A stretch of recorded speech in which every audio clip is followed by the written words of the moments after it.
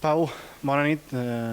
Crec que com a un dels capitans del Lleida Esportiu, com a evidentment un dels jugadors que més temporades ha lluit la samarreta de l'equip de la capital del Sirià, la primera pregunta, ja no et demano tant una valoració personal de la situació que estàu vivint ara mateix la plantilla, sinó que crec que el que pertoca és què se li diu a l'aficionat del Lleida Esportiu minuts després de que l'equip hagi confirmat aquest descens de categoria. Digueu-li vosaltres com considereu.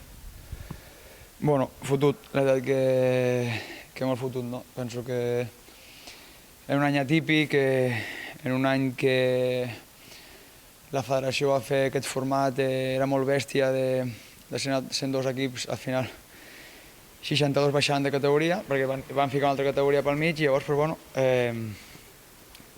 trist, dolgut, no sé com dir-ho, no?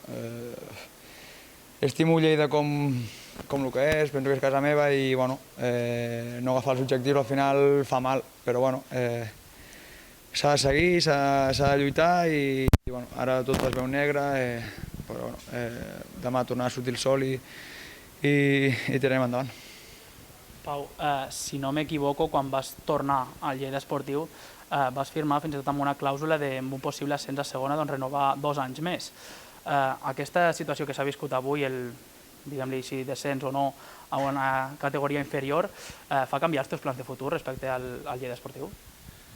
Bueno, no ho sé, al final vaig venir aquí, porto 6 temporades i el meu objectiu sempre ha sigut pujar al futbol.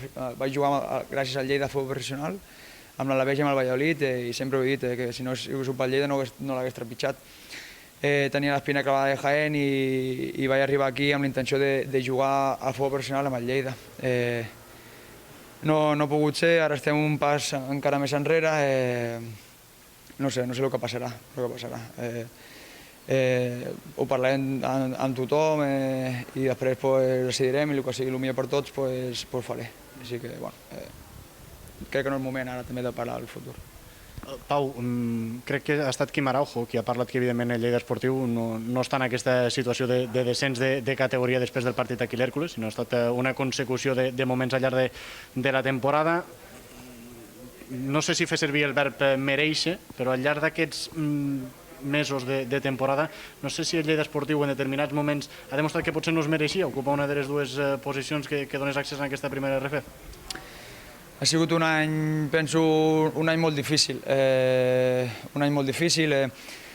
On vam començar amb un subgrup molt bèstia, amb tots els catalans, que els 3 primers anaven a la Pro, després els altres 3 tenen la segona oportunitat, i cada partit era una final. En moments claus no vam tenir aquesta pelín de sort o trobar els 3 punts, com el dia del Barça ve a casa, que si haguessin guanyat haguessin passat, i al final, amb un partit molt bo, no vam guanyar.